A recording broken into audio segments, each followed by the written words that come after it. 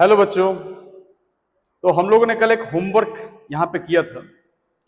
मैंने दिया था आप लोगों को कार्बोनेट आयन का स्ट्रक्चर और उसका रेजोनेटिंग फॉर्म आपको ड्रॉ करना था, जिससे रेजोनेंस हाइब्रिड क्रिएट करना था और सारे बॉन्ड पैरामीटर्स के बारे में समझना था।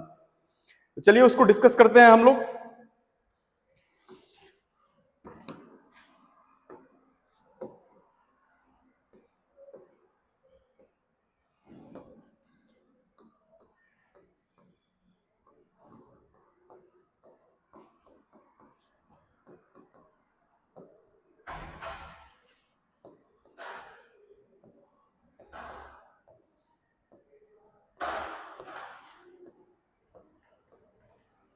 ये स्ट्रक्चर है कार्बोनेट आयन का।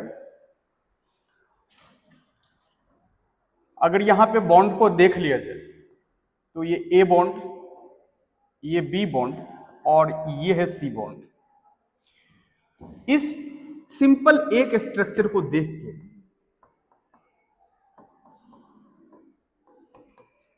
ऐसा कहा जा सकता है कि bond order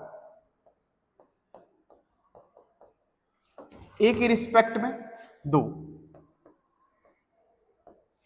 bond order B के रिस्पेक्ट में 1, बॉन्ड ऑर्डर सी के रिस्पेक्ट में 1 और बॉन्ड लेंथ अगर देखा जाए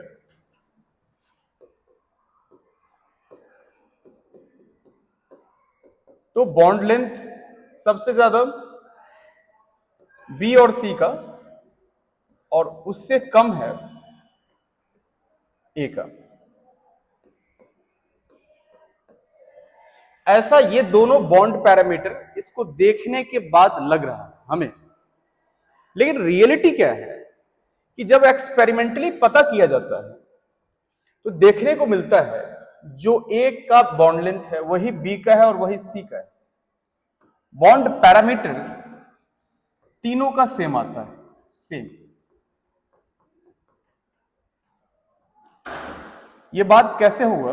ये बात क्लियर होगा रेजोनेटिंग स्ट्रक्चरल फॉर्म से। रेजोनेटिंग स्ट्रक्चर अगर इसका हम ड्रॉ करें, C double bond O, single bond O minus,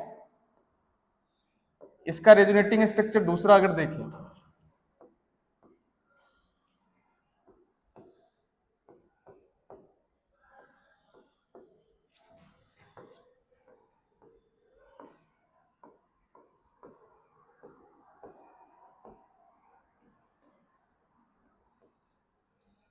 ये 3 रेजोनेटिंग स्ट्रक्चर बना मेरा कार्बोनेट आयन का। अब ये तीनों रेजोनेटिंग स्ट्रक्चर देखा गया है कि स्टेबल है। A B C, A B C, A B C, तीनों स्टेबल रेजोनेटिंग स्ट्रक्चर है और तीनों का जो कंट्रीब्यूशन है, कंट्रीब्यूशन इसका 1/3, इसका 1/3, इसका 1/3, दिस इज द कंट्रीब्यूशन। और इसका इस तीनों रेजोनेटिंग स्ट्रक्चर को देख के अगर हम रेजोनेंस हाइब्रिड इसका क्रिएट करें, इस तीनों स्ट्रक्चर को देख के अगर रेजोनेंस हाइब्रिड इसका क्रिएट करें हम, तो रेजोनेंस हाइब्रिड क्या देखने को मिलेगा हमको? सिंगल बॉन्ड, यहां पे डबल बॉन्ड क्रिएट हुआ था, अगले स्ट्रक्चर में यहां पे डबल बॉन्ड क्रिएट हुआ था, अगले स्ट्रक्चर में फिर से यहां डबल बॉन्ड। तो मैंने तीनों पे पार्शियली ड्रॉ किया है, तीनों पे ऑक्सीजन, तीनों पे मैंने पार्शियल नेगेटिव चार्ज डाल दिया, partial negative charge. This is the hybrid structure of, this is the hybrid structure of carbonate ion, carbonate ion. और ये हाइब्रिड स्ट्रक्चर हमें वो बॉन्ड पैरामीटर के सारे सवालों का जवाब देता है। चलिए अगर बॉन्ड ऑर्डर ए का निकाले हम, ये A B C, bond order A का अगर हम निकालें तो तीनों का हमने जो पीछे बैक में अभी देखा, ये तीन रेजोनेटिंग स्ट्रक्चर बन के मेरे पास आया और तीनों का कंट्रीब्यूशन 1/3 1/3 तीनों का कंट्रीब्यूशन है। और इसमें ए बॉन्ड बना रहा है डबल बॉन्ड, सेकेंड स्ट्रक्चर में ए सिंगल बॉन्ड, फिर थर्ड स्ट्रक्चर में a single bond. First structure में बी को देखिए सिंगल बॉन्ड, सेकेंड स्ट्रक्चर में बी को देखिए डबल बॉन्ड, थर्ड स्ट्रक्चर में बी को देखिए सिंगल बॉन्ड। इस तरीके से देखा जाए तो अल्टरनेट पोजिशनिंग होने के समय सबने ड्यूअल बॉन्ड सिंगल बॉन्ड बनाया है। तो कंट्रीब्यूशन को देखते हुए हम ये कह सकते हैं 1/3 बॉन्ड ऑर्डर ऑफ ए के रिस्पेक्ट में इंटू 2 प्लस दूसरे स्ट्रक्चर के लिए 1/3 इंटू 1, क्योंकि वहां पे बॉन्ड एक बना रहा है, पहले वाले में 2 बना रहा था, और फिर से 1/3 और फिर से ए 1 बॉन्ड बना रहा है। तो इसको देखते हुए बॉन्ड ऑर्डर ए का निकल के आया 4/3। देखा जाए तो क्लियरली यहां पे डी लिखना है। सिमिलरली अगर आप बॉन्ड ऑर्डर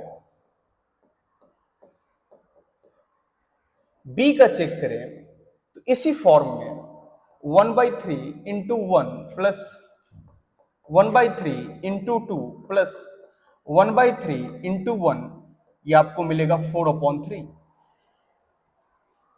और जैसा मैंने ये बनाया वैसे ही सिमिलरली बॉन्ड ऑर्डर सी का मिलेगा 4/3। तो रेजोनेंस हाइब्रिड स्ट्रक्चर को अगर देखा जाए कार्बोनेट आयन का, इससे पता चलता है जो ए का बॉन्ड ऑर्डर है वही बी का बॉन्ड ऑर्डर है, वही सी का बॉन्ड ऑर्डर है। तो फाइनली इस क्वेश्चन का जवाब हमें मिल गया कि भाई साहब ए बी और सी तीनों का बॉन्ड पैरामीटर सेम है, तीनों का बॉन्ड पैरामीटर सेम है। यही एक बेहतरीन कॉन्सेप्ट है रेजोनेंस का, जो एक्सपेरिमेंटली हमें यह पता चला था कि A equal to B equal to C होता है। रेजोनेंस हाइब्रिड बनाने के बाद यह साबित हो जाता है कि ए और बी और सी का मेजरमेंट एक जैसा कैसे आ रहा है। This is the question which I basically used to give you in the previous class. Today I discussed in front in the basic in part of this. So another part of that resonance is, we are now moving to that part. Rules to draw resonating structure. Rules to draw resonating structure. इस चीज को हम कैसे draw करेंगे? अगर इसका first देखें तो position of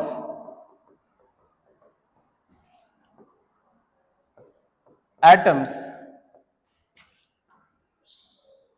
should be same,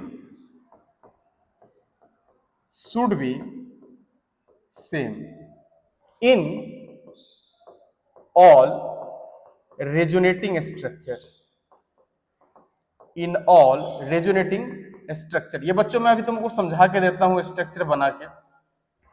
atom का जो पोजीशन है डिफरेंट एटम का वो बदलना नहीं चाहिए, ये पहला रूल है। Second, total charge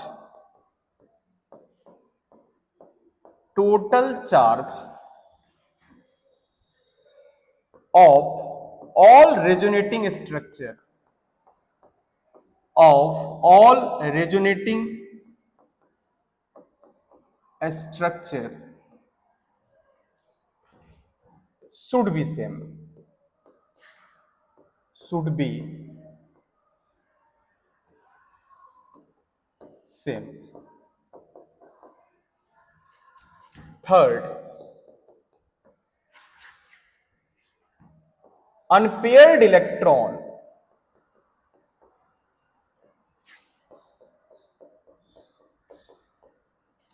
must be same,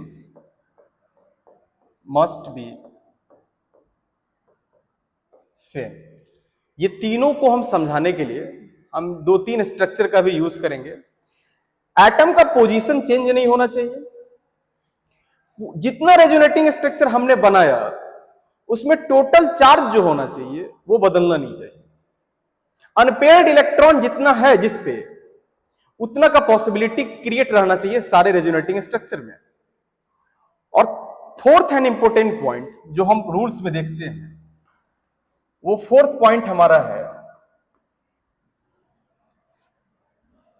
structure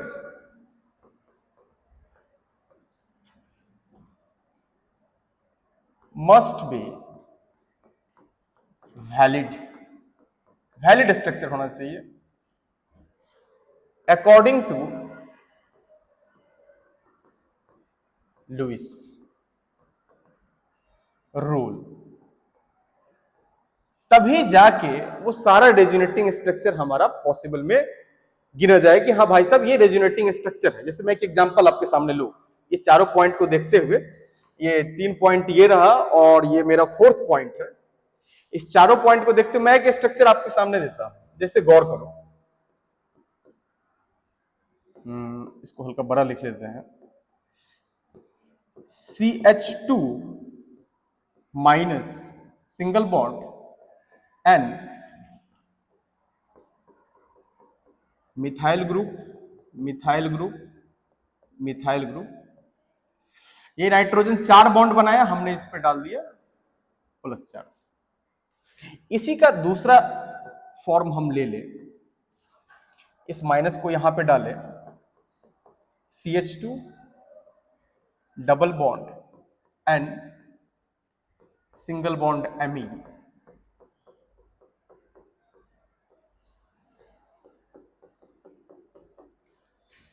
अब बच्चों गौर से इस स्ट्रक्चर को देखो, क्या लग रहा है, क्या ये दोनों रेजोनेटिंग स्ट्रक्चर है? तो चलो उस कंडीशन को मिलाते हैं जो कंडीशन हमने अभी स्टडी किया है। कंडीशन जो हमने स्टडी किया वो पहला क्या है, और वो फुलफिल भी हो रहा है यहां पे। Position of atom must be same, और है भी यहां पे सारे एटम का पोजीशन सेम है।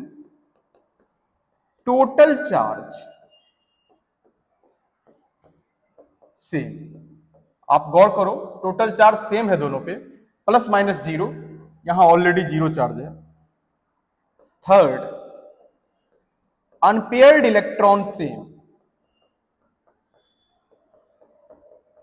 Unpaired electron same. लेकिन मैंने जो फोर्थ कंडीशन बोला था कि structure must be valid and follow the Lewis rule, आप जान सकते हैं कि ये नाइट्रोजन सेकेंड पीरियड से है, और नाइट्रोजन का यहां पे अगर बॉन्ड देखें हम, तो यहां पे नाइट्रोजन कितना बॉन्ड क्रिएट कर रहा है? 5 बॉन्ड क्रिएट कर रहा है। यहां नाइट्रोजन 4 बॉन्ड बना रहा है, चलो ये तो पॉसिबल है, लेकिन ये 5 बॉन्ड बना नहीं सकता है क्योंकि सेकेंड पीरियड में डी ऑर्बिटल आता नहीं। तो यहां ये गलत हो गया बॉन्ड पैटर्न पे। यहां में second period element can not form 5 bonds.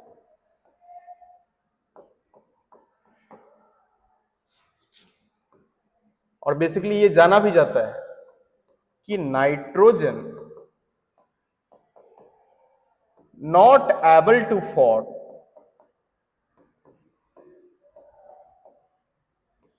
5 bonds. तो फोर्थ कंडीशन को सेटिस्फाई नहीं करने की वजह से ये दोनों रेजोनेटिंग स्ट्रक्चर नहीं कहलाएगा। ये तीनों कंडीशन सेटिस्फाई हो रहा है, लेकिन फोर्थ नहीं सेटिस्फाई होने की वजह से this is not a resonating structure.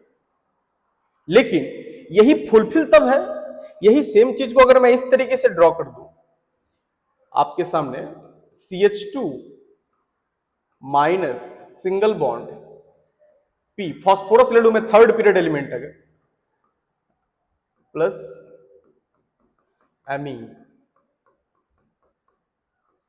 ये मिथाइल ग्रुप,